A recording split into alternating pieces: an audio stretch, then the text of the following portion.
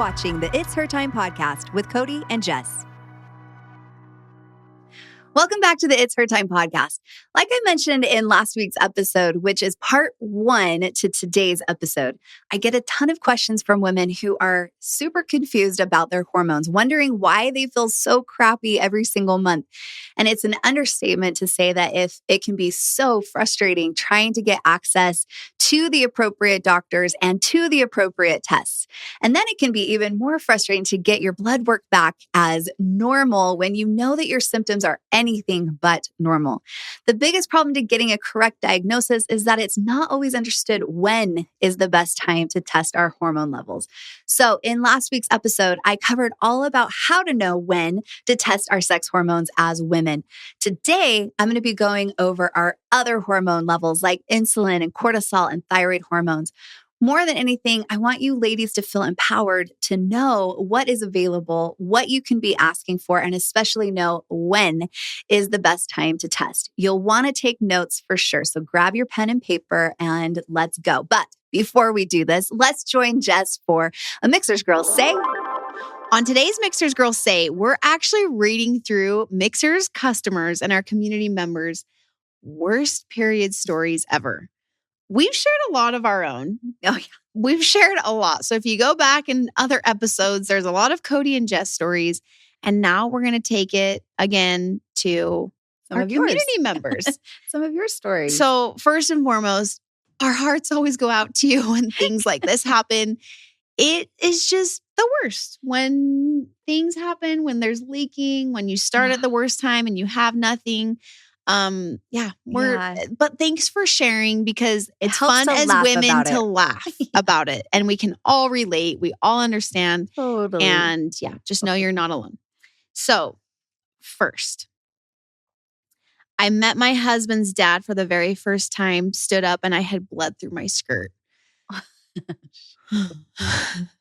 It's like, of course that happens on your very first meeting. And then it's the trying to walk in a way that you have like someone behind you, or you're constantly backing yourself like so that nobody will see. Yeah. But to be with I don't know what the relationship was with the boyfriend or the fiance. Yeah, you're like, and then also, but he maybe is like also not in that part of the relationship. Yeah, who knows? But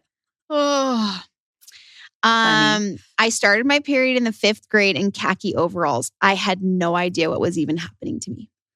Right. 5th grade. Yeah. That's like 10 years old. That's pretty young. Yes. And I'm like, that is the worst. Like the confusion. Oh, I bet. If you have no idea. And then you're like, am I dying? Like what is going on? Oh, I hope that the school nurse was helpful. Right? Yeah. Hopefully. Yeah, hopefully. Okay. This one says, I am a teacher, and on our last day of school, a girl came back from the bathroom totally bawling. I asked her what was wrong, and she yelled, I'm bleeding from what my mom says is my vagina. Whatever that is. From what my mom says. That's actually really funny. Cute. One time I had to use my newborn's diaper. We're just picturing it. Trying to walk around with that thing. It's like you're wearing like the swishy like exercise pants. The little sticky little tabs like.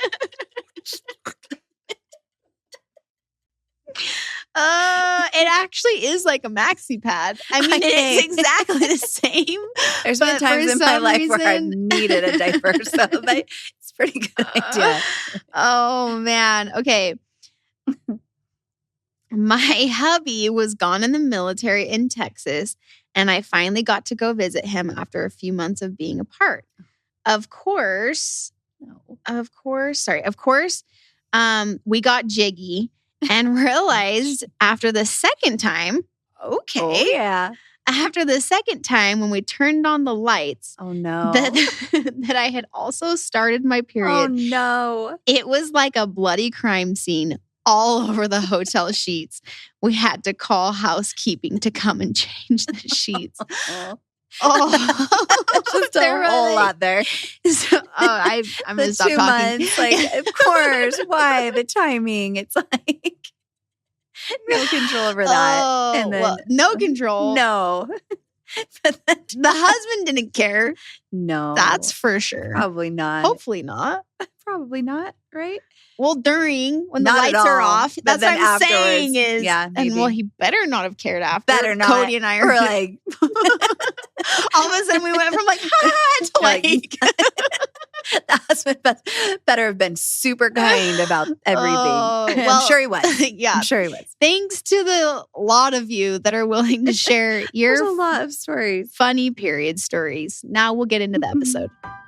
Mixers is a company made for women by women. Each of our products have been carefully and lovingly crafted to support you in all stages of your life, providing you with the optimal health you deserve. Each ingredient we handpick is 100% all natural, backed by science, and chosen specifically to better your life physically, mentally, and hormonally. Each product empowers your body to take charge of its monthly hormonal shift and flows, empowering you to live life to the fullest.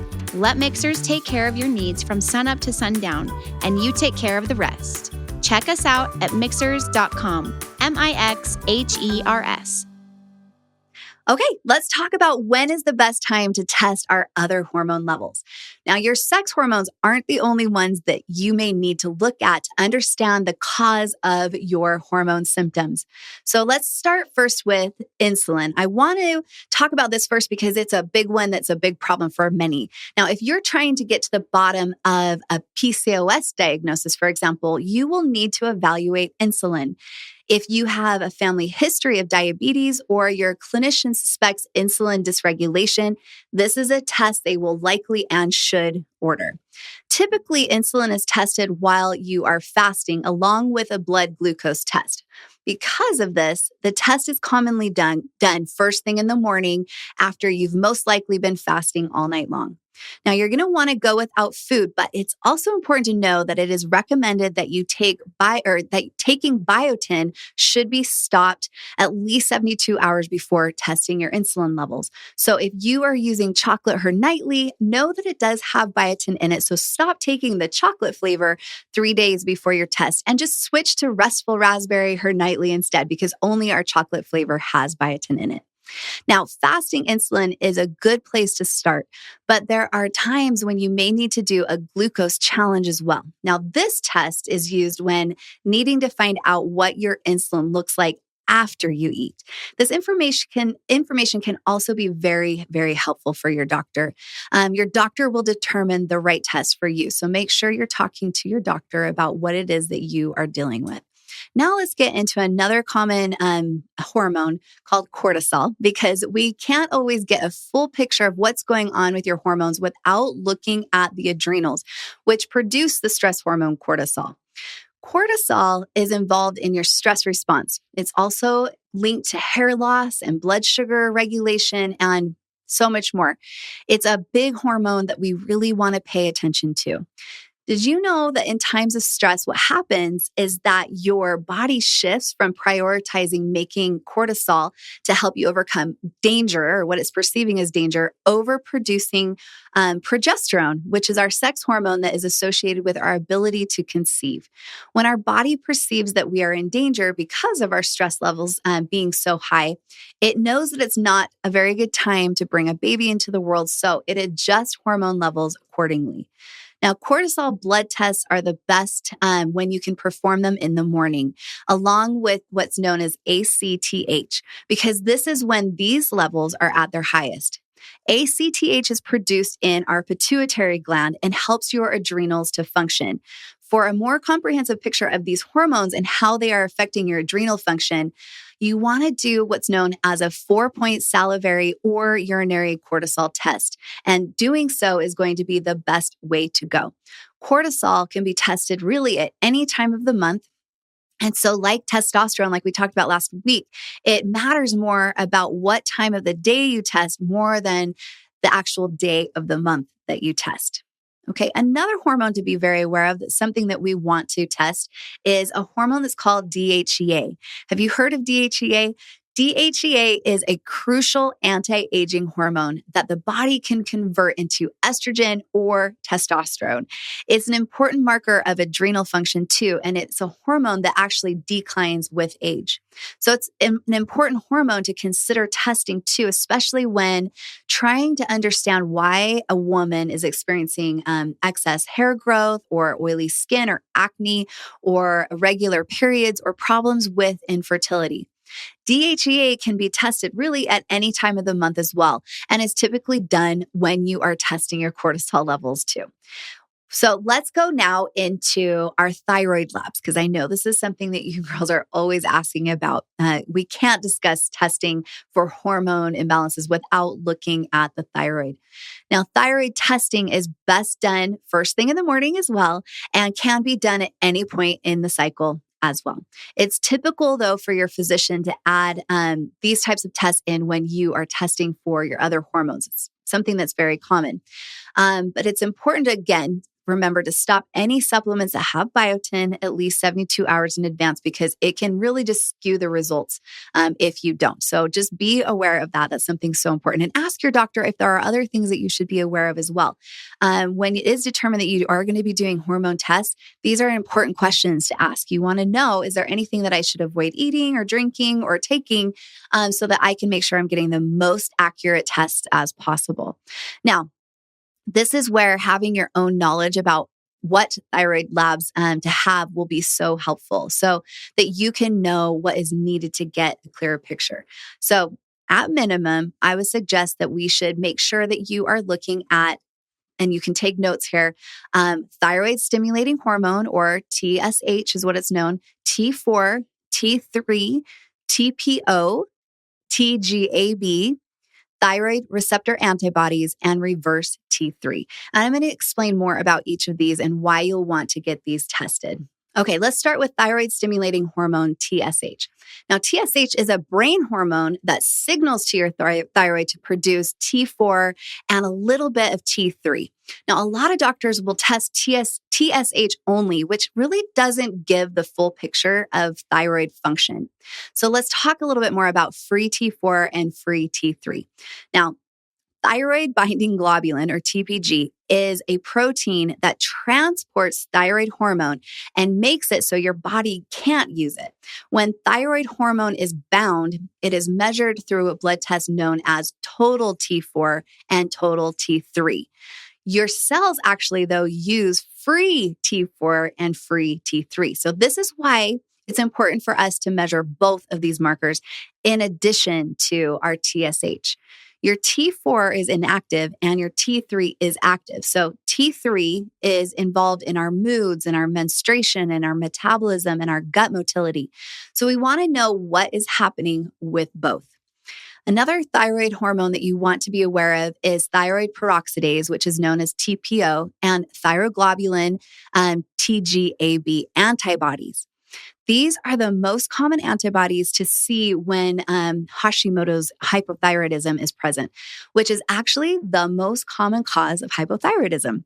So testing for these antibodies regularly is important, because often antibodies will present themselves even before symptoms of thyroid dysfunction start presenting themselves. So knowing can help you get ahead of the game and possibly help prevent you from developing an autoimmune disease. All right, let's also talk, though, about thyroid receptor antibodies. Now, these are seen in cases of hyperthyroidism, or too high of our thyroid, or Graves' disease. And this condition is less common than hypothyroidism. And so this test is only ordered when clinical suspicion is high. But you want to be sure that you ask if this is something that seems like it's applicable to you. The other thyroid test that you want to have is reverse T3. Now, this is considered inactive thyroid hormone, but it can tell us a lot about how our body is actually dealing with stress. Now, reverse T3 can be elevated in times of stress, both whether we're experiencing stress physically or even emotionally. So there you go. I'd say that the goal here is to measure at minimum your TSH, your free T4 and T3, so that you get a picture of what the brain is saying and how the thyroid is responding to that.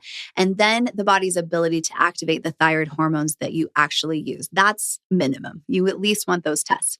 Now, it's extremely important, of course, to work with your doctor to interpret your thyroid test results.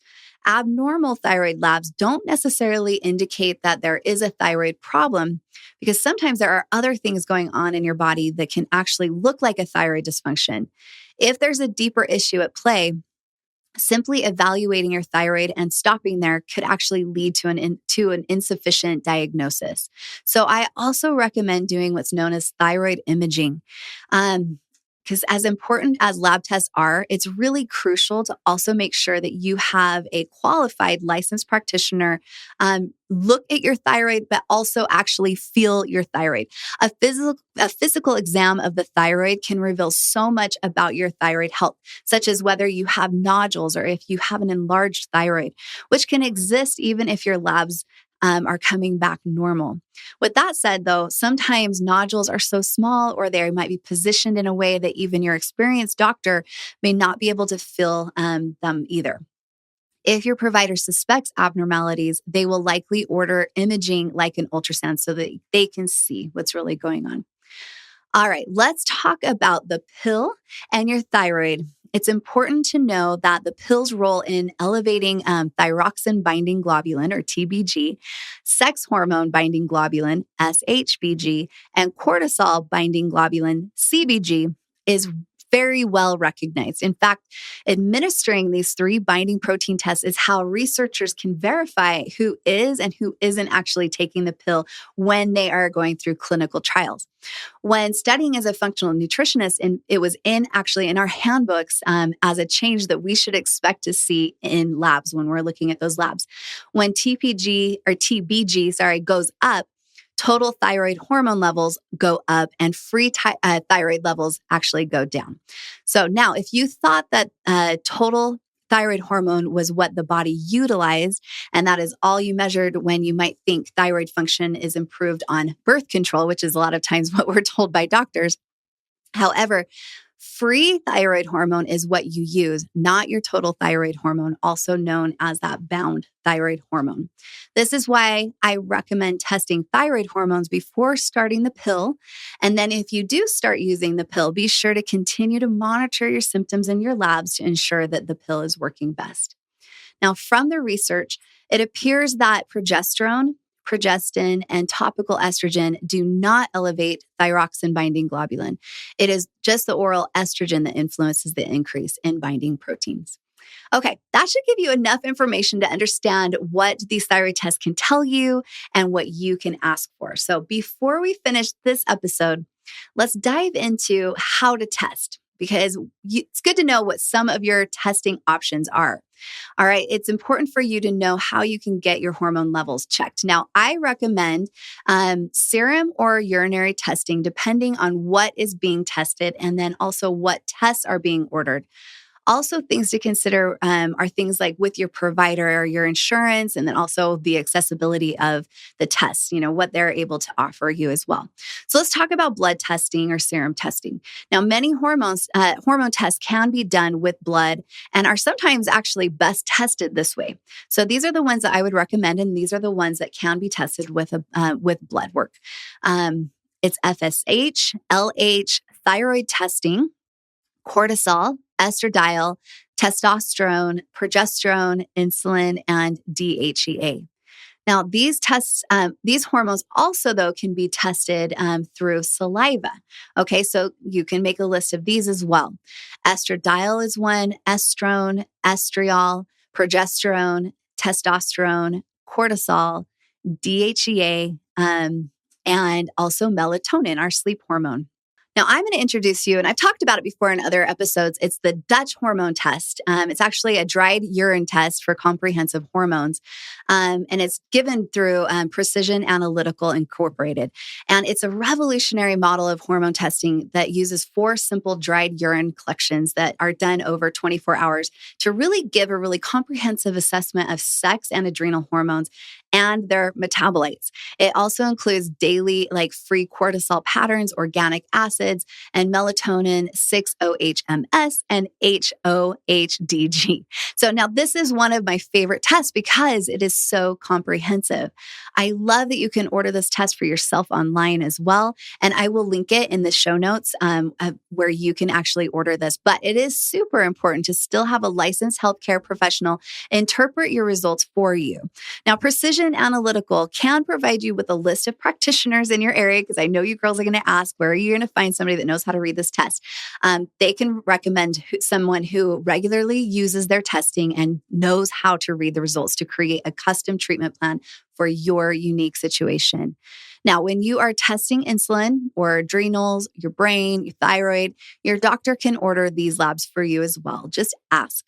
Be an advocate for testing, because if you are getting resistance from a doctor who's unwilling to order labs, or you have a doctor who is gaslighting you, which just basically means is telling you it's all in your head, the symptoms you're suffering are all in your head, seek out another doctor.